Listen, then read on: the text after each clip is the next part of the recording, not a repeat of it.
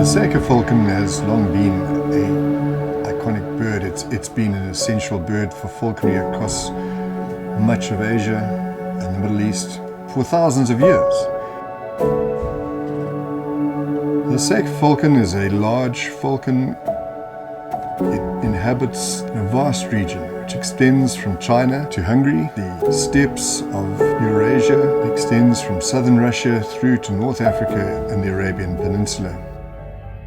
And something has gone wrong quite recently. Certain populations of the Saker Falcon have dramatically declined over the last 20 to 30 years. The illegal and unsustainable use of the species being the most obvious and visible reason. We believe that there are possibly between 4,000 and 6,000 birds a year which are involved in the trade, and so that there's a real concern that this may not be sustainable.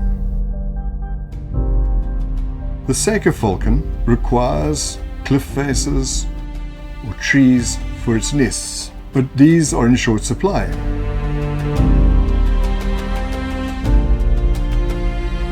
Saker falcons even try nesting on flat ground, where they're vulnerable to foxes and other predators. A project was developed by the United Arab Emirates to establish 5,000 artificial nests in Mongolia, which would allow a sustainable harvest. This project has been remarkably successful. About 2,000 birds are being fledged each year, and that allows a small sustainable harvest. The scientists who developed this project noticed that a large number of Saker falcons were being electrocuted on medium voltage distribution lines which snake across the steppe. These electricity poles form ideal perches for Saker falcons. The problem we've discovered is that these perches are also perfect killing machines if they're designed badly.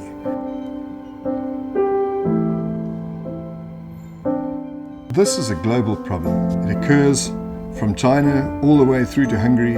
It occurs from southern Russia all the way into North Africa. So an effort was made to try and establish the scale of this electrocution.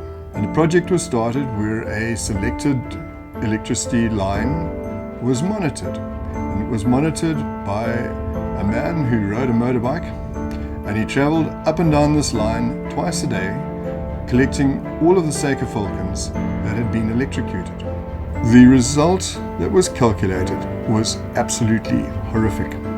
In Mongolia alone, we estimate that somewhere between 4,000 and 5,000 Saker falcons are killed each year through electrocution alone. That doesn't take into account the other species that are also being electrocuted. The steppe eagle, which has gone from a bird of least concern to endangered.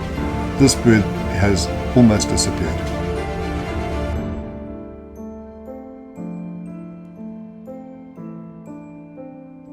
So there are problems for vultures and eagles in Africa. There are problems for secretary birds and bustards across the world.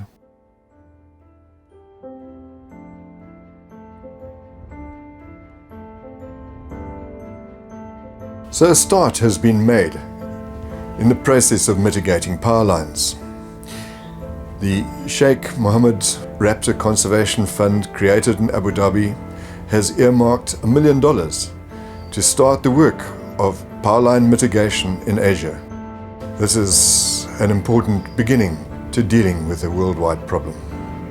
A pragmatic approach to conservation, allowing a sustainable trade based on good conservation projects, would be a win for conservation, and it would also allow the survival of the world heritage of the art of falconry.